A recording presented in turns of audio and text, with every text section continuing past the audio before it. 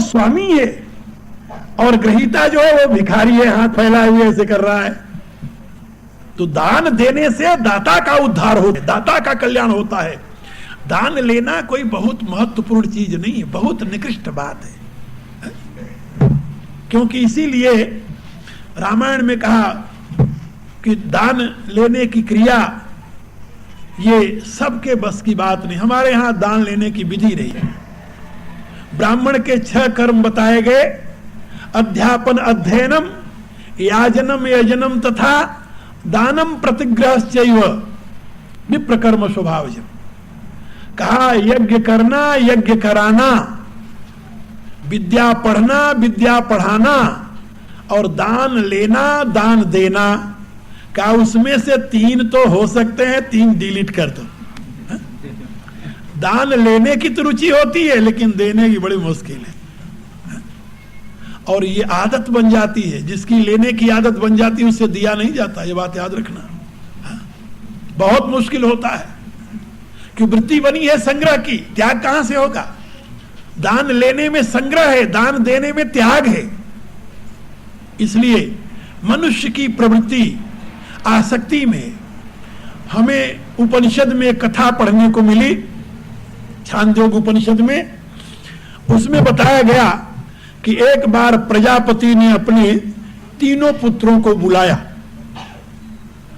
देव, दानव और मानव। 3 पुत्र उनके सामने आकर खड़े हो गए। प्रार्थना किया, पितृदेव किस लिए याद किया, क्या आज्ञा है।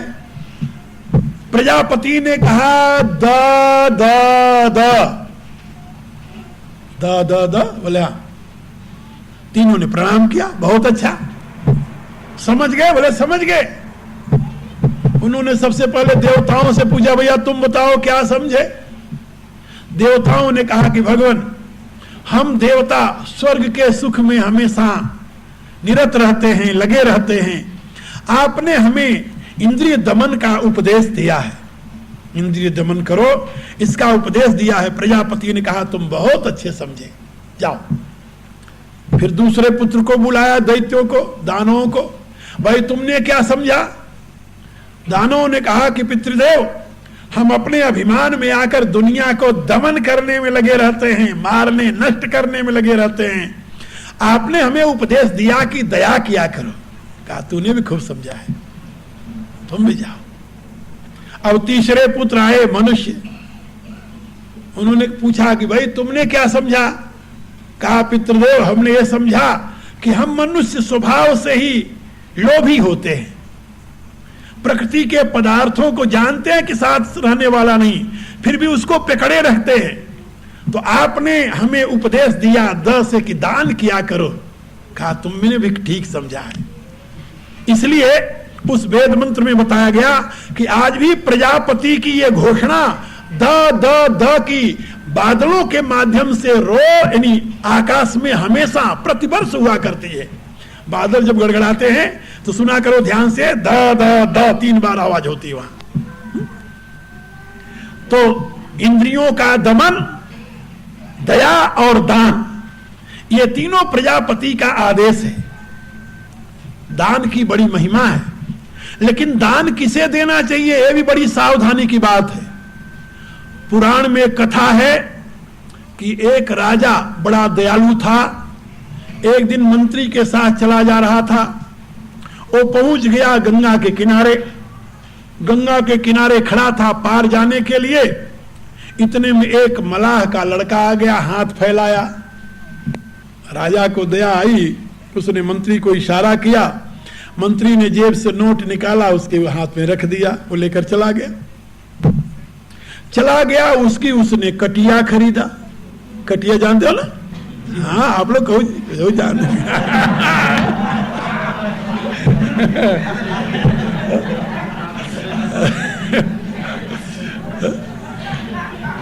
वो कटिया खरीद कर लाग मच्छी मारे, लाग मछली मारे, मार मार के ढेर किए। जन्म जितनी देर तक कटिया रही मारता रहा। राजा बड़ा धर्मात्मा, मरने के बाद जब यमराज के यहाँ गया तो यमराज ने कहा चित्रगुप्त को, भाई इनका खाता निकालो। चित्रगुप्त ने खाता निकाला, कहा कि महाराज इनके तो पाप अनंत हैं, धर्म थोड़ा सा है। राजा घबराया कि मैंने अपने जीवन में कोई पाप नहीं किया, इतने यज्ञ किए, इतने दान किए, इतने तप किए, और तुम करो पाप अनंत है, पुण्य थोड़ा सा। हमने तो कोई पाप नहीं किया।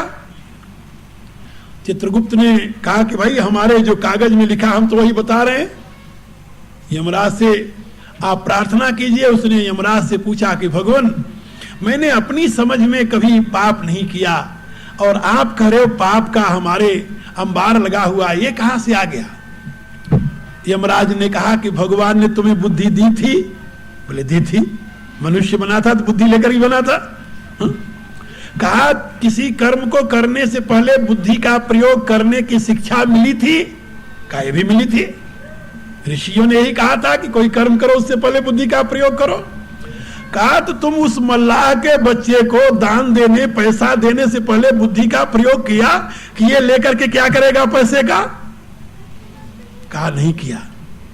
नहीं किया तो उस मल्लाह के बच्चे ने उस पैसे से कटिया खरीदी, और कटिया से जितनी मच्छी मारी है, यानी मछली मारी है उसने, उन सारी मछलियों के मारने का आधा पाप तुम्हारे जिम्मे है, आधा उसके, क्योंकि उसने मारा, तूने देकर के मरवाया।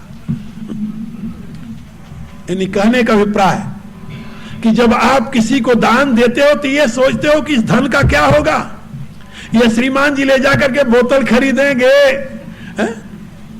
या मुर्गे लटकाते हुए लेंगे क्या करेंगे? या दाव पर लगाएंगे, क्या करेंगे?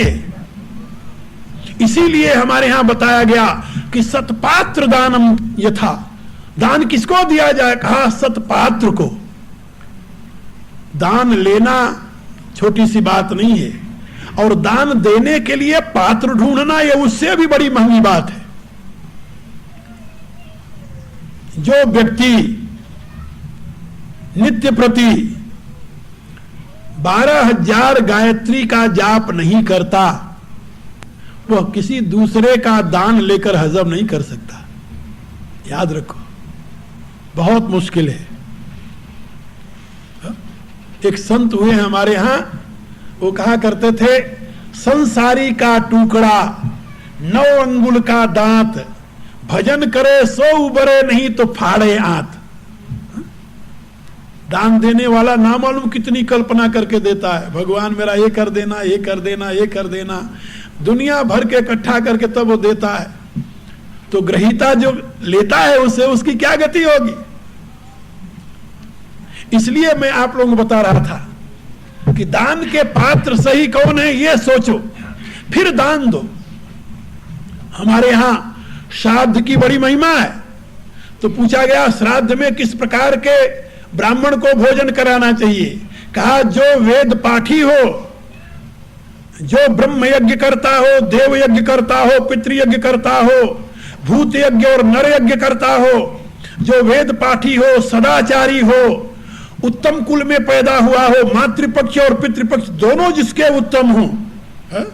कहा हम तो यहां दिया लेकर ढूंढे तब भी दिन में भी नहीं मिलेगा, रात की बात तो अलग रही। क्या किया जाए फिर? कहा यदि इन गुणों से युक्त नहीं मिला तो कहा फिर श्राद्ध करने से तुम्हें कोई लाभ नहीं होगा, फिर तुम श्राद्ध के नाम पर परमात्मा से प्रार्थना करो। श्राद्ध के नाम पर परमात्मा के चरणों में प्रार्थना करो। सदाचारहीन व्यक्ति को पूजा यानी श्राद्ध में बुलाने की बजाय श्राद्ध न करना श्रेष्ठ है। शास्त्र का ये आदेश मैं बता रहा हूं तुम लोग। इसलिए जो भी शुभ कर्म है उसमें किस प्रकार के आचार्य की जरूरत होती है, इसको समझना चाहिए। हमारे यहां जो उत्तम परिवार के ब्राह्मण हैं, अधिकांश दान नहीं लेते, दान लेना पसंद नहीं करते, और उनके लिए दान लेना एक उनके लिए बड़ी संकट की बात होती। कभी बाई दिवे अवसर पड़ जाए तो उनके लिए चिंता की बात होती कि ये मेरे से नहीं होगा भाई। हा? कभी कभी हमारे ब्रह्मदेव जी भी कहते हैं, ब्रह्मदेव जी हमारे यहाँ उपाध्याय कुल के एक श्रेष्ठ कुल के ब्राह्मण हैं, मातृपक्ष पितृपक्ष नहीं, अनेकों पूर्वजों से जो सदाचार, संयम और शास्त्र चिंतन में निरत रहे हैं। इनके एक भाई हैं, उनको तो मेरे विचार से मेरे बहुत पुराने यानी मित्र हैं, वो परिचित हैं और बड़ी श्रद्धा है उनकी। जहां तक मेरा ध्यान है वो 22 वर्ष से भी अधिक मौन साधन करके रहे वो। अब दूसरे भाई हैं वो भी मौन रह रहे हैं। कितने वर्ष रहे मौन हो?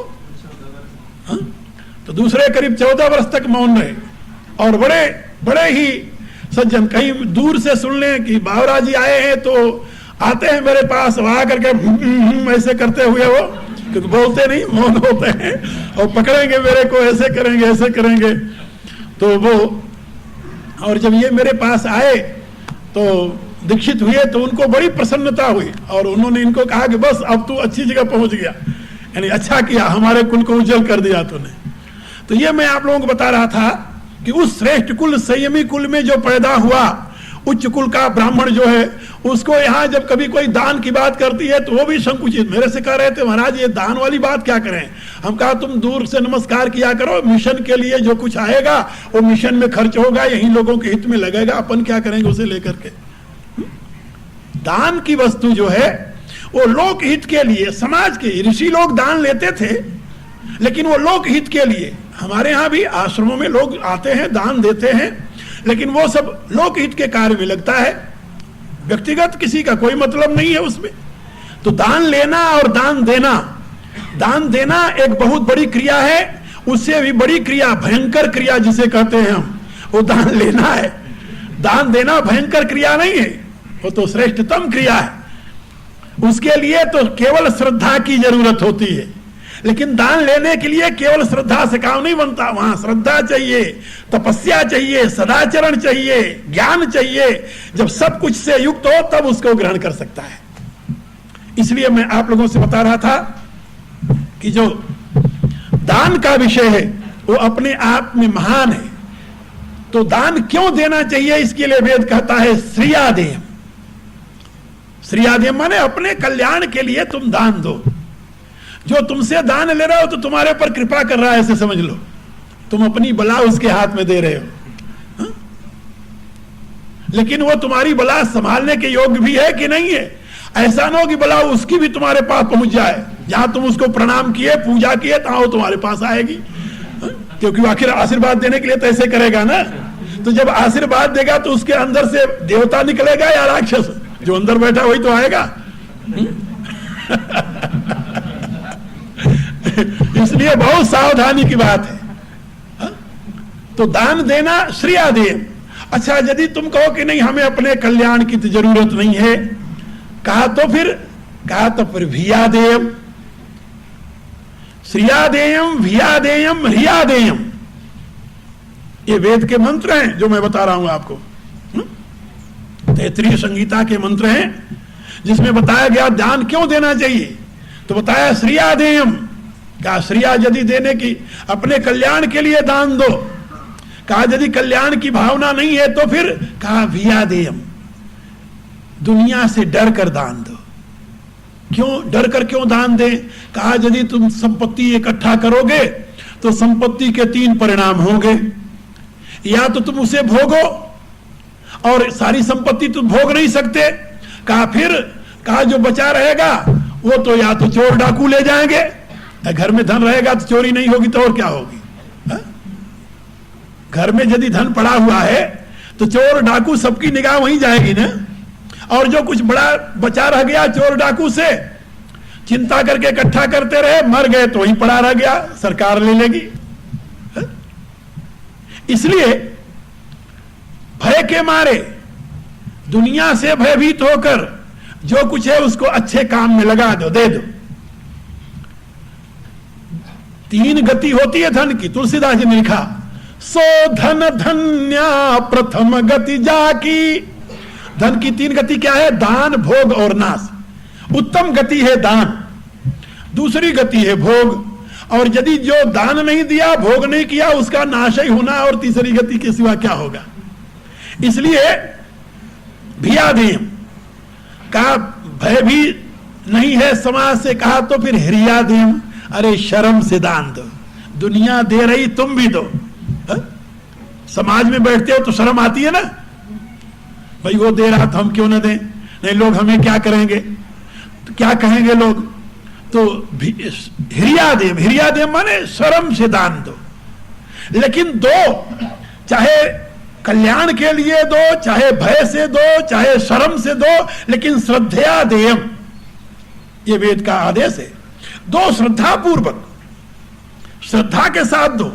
अश्रद्धया अदेयम, यदि श्रद्धा नहीं है तब दान नहीं देना, नहीं नहीं, श्रद्धा रहित दान जो है वो तो ऊषर यानी वो राख का होम है, जैसे राख में घी डालो बेकार जाता है, ऐसे श्रद्धा रहित दान का कोई महत्व तो नहीं है, ये बात याद रखो। श्रद्धा रहित दान की क्या गति होती है, इसका वर्णन आपको कठोपनिषद के प्रारंभ में मिलेगा, जहां पर नचिकेता अपने पिता की गति को देख करके दुखी होता है। वो कहता है मेरा पिता जो यहाँ दान कर रहा है, वो दान तो नाम मात्र का कर रहा है, तो श्रद्धा रहित होकर कर रहा है, कि जितनी गंदी चीजें हैं, जो बूढ़ी बूढ़ी गायें हैं वही दान कर रहा है, जो दूध देने वाली है वो नहीं कर रहा। यहाँ भी है कि नहीं है पता नहीं। हमारे यहाँ भारत में जहां मंदिर होते हैं ना बड़े बड़े, तो मंदिर के सामने जब मार्केट में जो फल होता है, तो दिन भर का फल जो लेते हैं अच्छे अच्छे जाकर बीच कर बेराय के ले लेते, तो जो पड़ा रह जाता तो के मार्केट वाले ले आवत थे, वही मंदिरवा के सामने दुकान लगाई देते। तो जौन माताएं, अधिकांश बूढ़ी माताएं या बूढ़े पुरुष जाते हैं मंदिर, वही पड़ा हुआ सड़ा हुआ दिन भर का बचा हुआ वही केला हो, संतरा हो, जो फल हो तो वही खरीदी और ले जाके भगवान की चढ़ाई। तो एक दिन हम गए एक जगह बोलने, एक पुजारी रहन मंदिर में, वो कहे लगे कि गुरु जी देखा यहाँ पर ये जो यहाँ बूढ़े माताएं और आते हैं पुरुष, वो सब सड़े हुए फल लाकर चढ़ाते हैं। हम कहा तो उनसे आप क्या आशा करते हैं? उनका जीवन जिस स्तर का है उसी प्रकार का तो प्रतिनिधि वो फल होगा, है? क्या समझे? व्यक्ति के अपने व्यक्तित्व का तो प्रतिनिधित्व होता है जो पदार्थ हम देते हैं। अब उनका जीवन सड़ा हुआ है तो वो तुम्हें बीच बीच करके सुंदर सुंदर फल कहां से लाकर अर्पित करेंगे भले आदमी? जैसा उनका जीवन है उसी प्रकार से वो समर्पण करते हैं। तो ये जो अश्रद्धा, ये अश्रद्धया देव, श्रद्धा नहीं है। उनको ये नहीं लगता कि ये भगवान को दे रहे हैं हम, उनको लगता है कि चलो ये तो करना है, मंदिर पहुंचा दो। एक कवि हुआ है भारत में, कवि मुसलमान था, लेकिन उसने एक बहुत अच्छी बात लिखी, मुझे बड़ी प्रिय लगती है, कभी कभी मैं उसे बोला करता हूं। उसने लिखा कि जब किश्ती साबितो सालिम थी, साहिल की तमन्ना किसको थी? जब किश्ती, जब ये शरीर सुंदर था, स्वस्थ था, जवान था, खिले हुए फूल के समान था, तब परमात्मा की किसे याद थी? जब किश्ती साबितो सालिम थी, साहिल की तमन्ना किसको थी? और अब ऐसी सिकिस्ता किश्ती पर साहिल की तमन्ना कौन करे? कहा जब ये किश्ती पुरानी हो गई, टूटी फूटी हो गई, अब इससे आशा करो कि ये ले जाकर समुद्र के पार पहुंचा देगी, ये तो तुम्हारी भूल है। जवानी तो बिता दी तूने दुनिया की उपासना में, अब जब वृद्धावस्था आई तब सोचो कि अब बचा हुआ उधिरान सतुआ पितरन के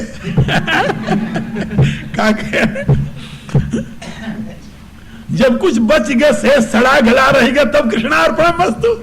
भगवान को इतना बेकार का समझ लिए हो तुम, ये अनर्थकारी है, ये अश्रद्धया देय, श्रद्धा नहीं अश्रद्धा से युक्त समर्पण है।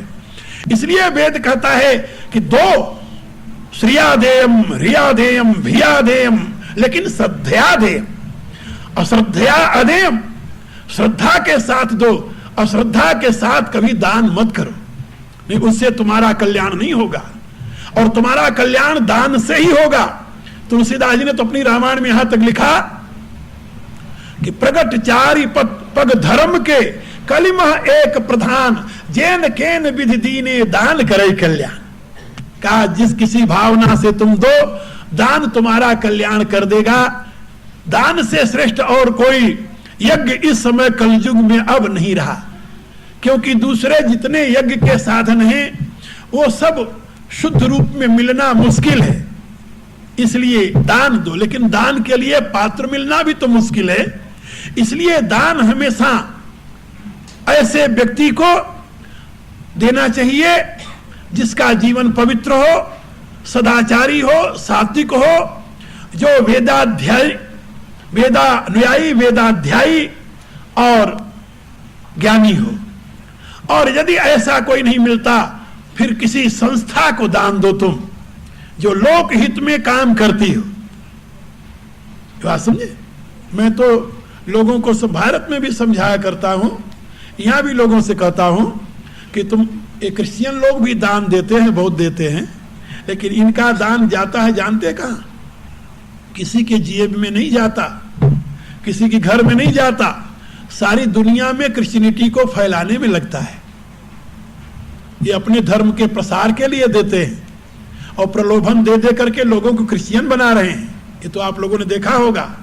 हा? और हिंदू जाति सबसे ज्यादा दान देने में कुशल है, क्योंकि दान की बड़ी महिमा हिंदू धर्म में गाई गई है, लेकिन उसका दान व्यक्ति के जेब में जाता है, किसी संगठित समाज में नहीं जाता, किसी धर्म प्रचार में नहीं लगता। और जेब में जाएगा वो कहां जाएगा? फिर या तो शराब की दुकान पर जाएगा, या तो जुए खाने में जाएगा, या कहीं बच करके पड़ा रहा, चोर डाकू आएंगे वो ले जाएंगे, और कहां जाएगा? हा? इसलिए मैं आपको क्या बताऊं, भारत का बहुत पुराना इतिहास कभी कभी बड़ा दुखद दृश्य उपस्थित करता है। दान की महिमा गा करके भारत में सारी संपत्ति मंदिरों में केंद्रित हो गई थी कुछ वर्ष पहले, और मुसलमान जब आक्रमण करते थे भारत में तो किसी का घर नहीं लूटते थे। वो क्या लूटते थे? मंदिर लूटते थे। मंदिर तोड़ करके उसको लूट करके ले जाते थे, क्योंकि मंदिर में जितनी संपत्ति होती थी उतना राज दरबार में भी नहीं होती थी। यह स्थिति थी। इसलिए मैं आप लोगों को बता रहा था कि दान का दुरुपयोग न हो, सदुपयोग हो। जिन बुराइयों से हमारा पतन हुआ है वो बुराइयां हम दोबारा न अपनावें, ये बात याद रखो। इससे हमारा कल्याण होगा, हमारा उत्थान होगा। इतिहास के पढ़ने का यही फल है कि हम उन बुराइयों को दोबारा न करें जिससे हमारा पतन हुआ है, उन आचरणों को अपनावें जिससे हमारा उत्थान हुआ था और आगे हो सकता है। इन्हीं शब्दों के साथ मैं अपने विचारों को ही विश्राम देता हूं। आज आप लोगों को बहुत सी बातें समझाई गई हैं वैदिक विज्ञान के आधार पर, और कल का दिन और रह गया है। मुझे पता है शायद कल दिन में ही प्रोग्राम है, 12 बजे से मैं बोलूंगा। और जो लोग मेरे से मिलना चाहें बड़े प्रेम से, कल 10 बजे से 11-12 बजे तो मैं ही आ जाऊंगा, थोड़ा समय मिलेगा, और यहाँ के बाद मैं जाऊंगा तो शाम के समय भी मेरे से लोग मिल सकते हैं। और जिसको कोई प्रश्न उत्तर करना हो, पूछना हो, आकर के बड़े प्रेम से मिलें, पूछें, बातचीत करें। हाँ? साधन आदि के विषय में समझना हो तो बड़े प्रेम से आ सकते हैं, मिल सकते हैं। वैसे साधन के विषय में मुझे जो कुछ भी मैं लोगों को समझा सकता हूँ, उसके लिए मैंने अभी एक नई पुस्तक लिख करके निकाल दी है। जो लोग मेरे पास आते हैं मैं कहता हूँ कि इतना मेरे से मत्थापच्ची करने के बजाय तुम वही पुस्तक पढ़ लो। उसका नाम है आपकी अपनी बात। अभी नई पुस्तक निकाला मैंने, तो उसमें मैंने साधन से संबंधित सारी बातें समझा दिया है। किसी भी साधक को वो मार्गदर्शन कर सकती है। और भी कोई मेरे से स्पष्ट रूप में बातचीत करना चाहता हो तो बड़े प्रेम से आ सकता है मेरे पास। अभी कल परसों मैं हूँ, और मंगलवार को शाम को जाऊंगा, तो जब तक मैं हूँ मेरा आप लोग सदुपयोग कर सकते हैं, ये आप लोगों के ऊपर निर्भर है। अब प्रार्थना कर लें। हाँ? यदि प्रेम प्रभु से चाहता, अभिमान को तजता तरे, दे छोड़ सब अरमान नित, हरि नाम जप दिन रात रे, संसार के वैभव सभी, तू जान जलती आगरे,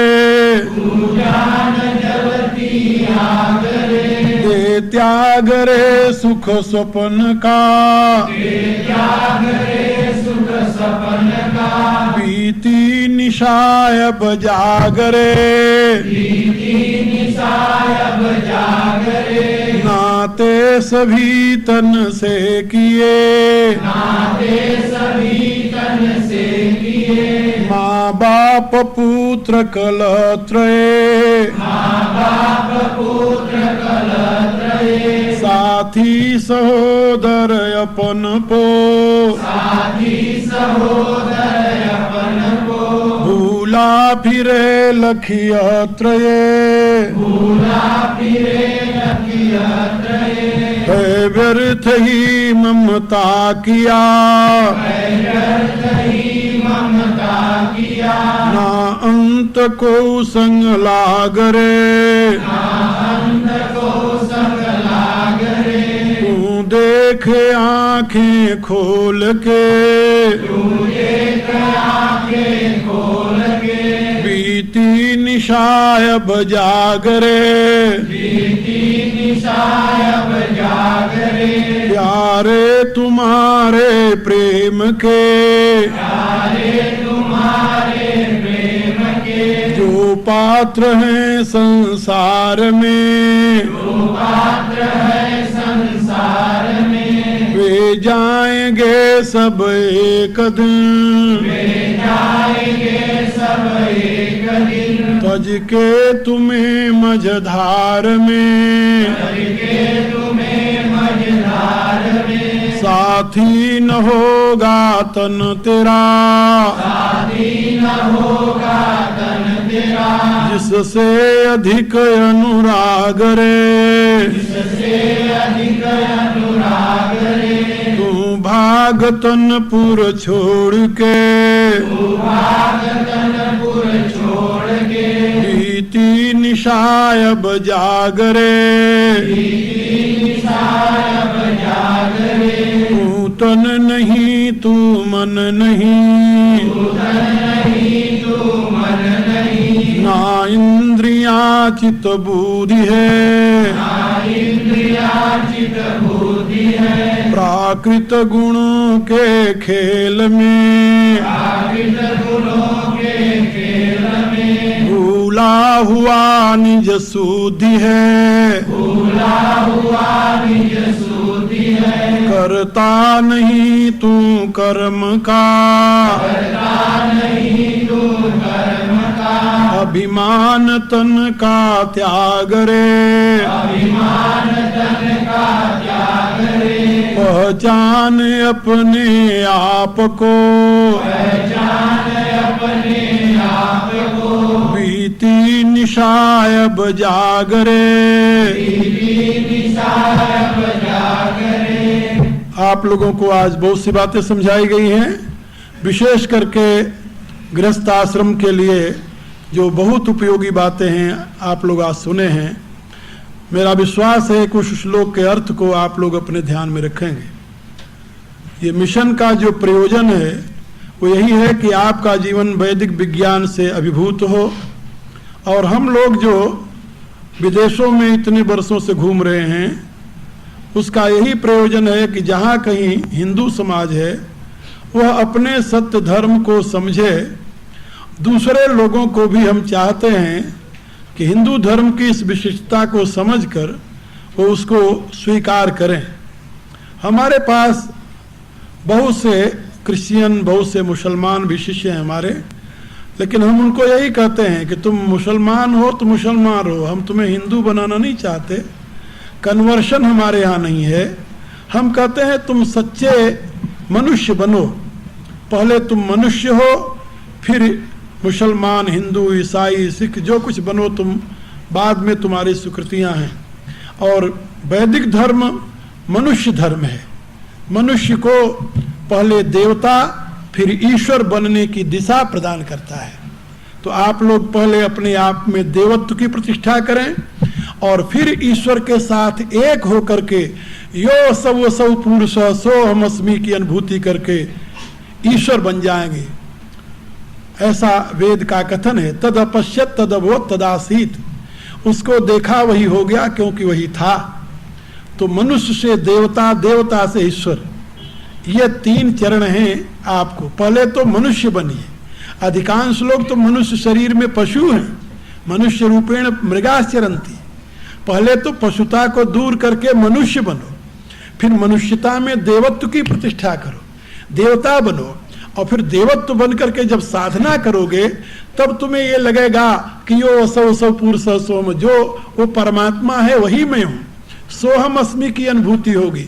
तब तुम ईश्वर की भावना से युक्त होकर ईश्वर बन जाओगे। ब्रह्मविद ब्रह्मेव भवति, ऐसा वेद कहता है। ब्रह्म को जानने वाला ब्रह्म बन जाता है। ब्रह्मविद ब्रह्मणी स्थिति गीता में भगवान ने कहा है। तो पहले मनुष्य बनो, फिर देवता बनो, फिर ईश्वर बनने के पात्र बन जाओगे। वैदिक धर्म की यही रीति है। इसलिए चाहे किसी जाति में कोई पैदा हुआ, किसी देश में कोई पैदा हुआ, किसी संप्रदाय धर्म में कोई पैदा हुआ, वेद सबके लिए मार्ग प्रशस्त करता है। और ब्रह्म ऋषि मिशन जो है वो वेद का मिशन है। ब्रह्म कहते हैं वेद को, ये बात याद रखो। ब्रह्म कहते हैं वेद को, ऋषि कहते हैं उस ब्रह्म के वेद के ज्ञाता को। और मिशन का अर्थ होता है उद्देश्य। वेद के ज्ञान को दुनिया में पहुंचाना जिसका उद्देश्य है, उसका अर्थ होता है ब्रह्म ऋषि मिशन। ब्रह्म ऋषियों का जो मुख्य संदेश था उसको दुनिया में पहुंचाने का ये व्रत लिया है इस मिशन ने। इसका कोई स्वार्थ नहीं है। यहाँ के कुछ लोग, खैर वो तो उनकी अपनी स्थिति है। शीशे में आदमी जब मुंह देखता है तो अपने दिखाई देता, दूसरे का मुंह तो कैसे देखेगा वो। तो कुछ लोग ये सोचते होंगे कि शायद हम लोग यहाँ धन के लिए आते हैं। अरे भले आदमी हो, धन हमें कमाना होगा तो अमेरिका कम है तुम्हारे से, तुम्हारे पास क्या धरा हुआ है, क्या दोगे तुम लोग? तो कुछ मेहनत करके कमाते हो, कुछ सरकार से लेकर खाते हो, तुम दूसरे क्या दे सकते हो? जिसको धन लेना होगा वो अमेरिका में रहेगा। और तुम्हें तो पता है कि हमारी तो मिशन अमेरिका में भी है, कनाडा में भी है, इंग्लैंड में भी है, दुनिया के विभिन्न देशों में है। और धन तो इस समय भारत में इतना है जितना कि तुम कल्पना नहीं कर सकते। भारत में इतना धन लोगों के पास पहुंच गया है, इतना धन भरा हुआ है। तो ये तो धन की बात नहीं है, हम लोगों का तो उससे कोई मतलब भी नहीं है। हाँ, हम ये जरूर चाहते हैं कि हर एक जगह जहाँ मिशन है वहाँ अधिक से अधिक लोगों को सुविधा मिले। अभी यहाँ के मेरे शिष्यों ने इकट्ठा होकर के एक छोटी सी जगह ली जहाँ हम लोग आकर रह रहे हैं। अब यदि एक कोई बड़ी व्यवस्था करें बड़े रूप में, जहाँ बच्चे वहाँ पढ़ें, जहाँ हम विद्यालय की व्यवस्था करें। अभी लोग सोचते हैं कि हम भारत जाएं वहाँ पढ़ावें। अरे भारत जाने की जरूरत क्या, यही हम व्यवस्था कर सकते हैं। यदि उसके लिए तुम लोग तैयार हो, ऐसी व्यवस्था करो। दान तो तुम लोग सभी देते हो, लेकिन दान तुम राख में डालते हो, कूड़े में डालते हो, भले आदमियों। तो अपने कल्याण में, अपने बच्चों के उत्थान में तुम ऐसा काम करो, उस दान का प्रयोग करो। तो यहाँ कोई ऐसी इंस्टीट्यूशन, यही ब्रह्म ऋषि मिशन विशाल होकर के तुम लोगों की सारी ज्ञान विज्ञान की आवश्यकताएं पूरी कर सकता है। उसके लिए हम व्यवस्था कर सकते हैं विद्वानों की, लेकिन यहाँ की व्यवस्था तो तुम लोग कर सकते हो, हम भारत से ला करके नहीं कर सकते। ये मेरा कथन है। तो यहाँ पर जो कुछ हम लोग कर रहे हैं वो तुम लोगों के कल्याण के लिए, हित के लिए। हम लोगों को उसमें कोई प्रयोजन नहीं है। भारत में हमारे लिए बहुत कुछ है, हम इससे अधिक कुछ नहीं कर सकते। अब प्रार्थना करो जिससे भगवान सद्बुद्धि दे। ओम भूर्भुवः स्वः तत्सवितुर्वरेण्यं भर्गो देवस्य धीमहि धियो यो नः प्रचोदयात्। सर्वे भवन्तु सुखिनः, सर्वे सन्तु निरामयाः, सर्वे भद्राणि पश्यन्तु, मा कश्चित् दुःखभाग् भवेत्। ओम पूर्णमदः पूर्णमिदं पूर्णात् पूर्णमुदच्यते